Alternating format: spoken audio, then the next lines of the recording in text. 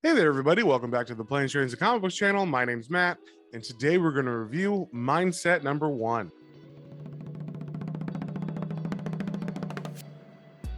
But before we get into that, if you guys wouldn't mind sharing, subscribing, commenting, it really helps me out and lets me know what you guys want to see more of. So, with that being said, let's get straight into it. All right, we got the cover here for Mindset number 1.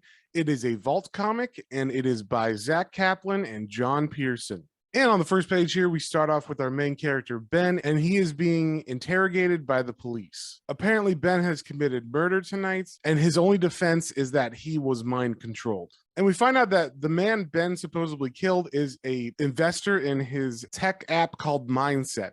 And what Mindset does is it actively tries to protect you, the user, from predatorial practices to get your metadata or just info in general and sell you ads and things like that. So this is like a flashback of what happened during the murder.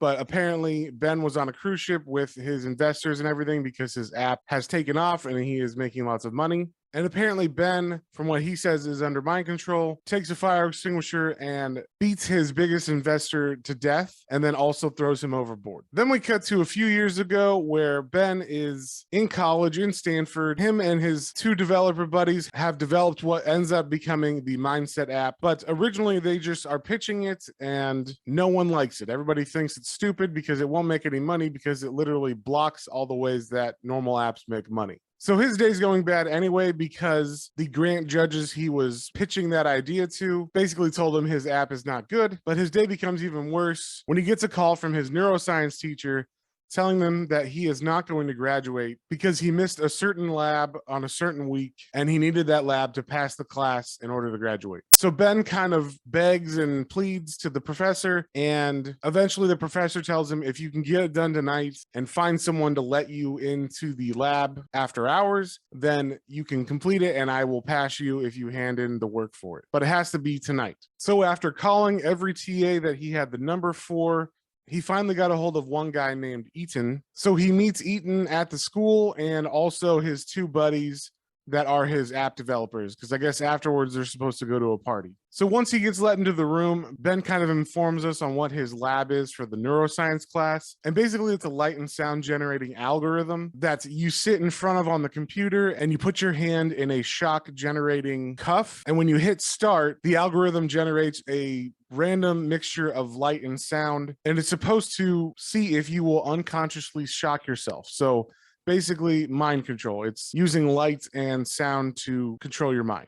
So Ben sits down at the computer. He puts his left arm in the electroshock cuff. We see the screen actually already says shock yourself on it. And then he clicks the mouse to initiate the algorithm. And that's where I'm going to stop it. I don't want to spoil anything else. So I like the premise of this comic a lot. I'm a big fan of crime and murder mysteries, and the idea that there's some kind of sequence of light and sound that can mind control you is a cool idea. I also like that these tech guys that have an altruistic motive initially end up committing murder or doing horrible things once their app takes off. The pacing of this comic is pretty interesting because at the beginning it throws you into the murder mystery aspect of it, but then we get a lot of history of what Ben was going through in college and also his early life with his parents. So I feel like the writer Zack Kaplan really spent his time kind of building up this character, getting you to know him and understand where he's coming from. And also it seems he's trying to make sure that you don't think he's a bad guy or anything. And that's probably so we don't assume he actually did commit the murder on purpose and wasn't just mind controlled.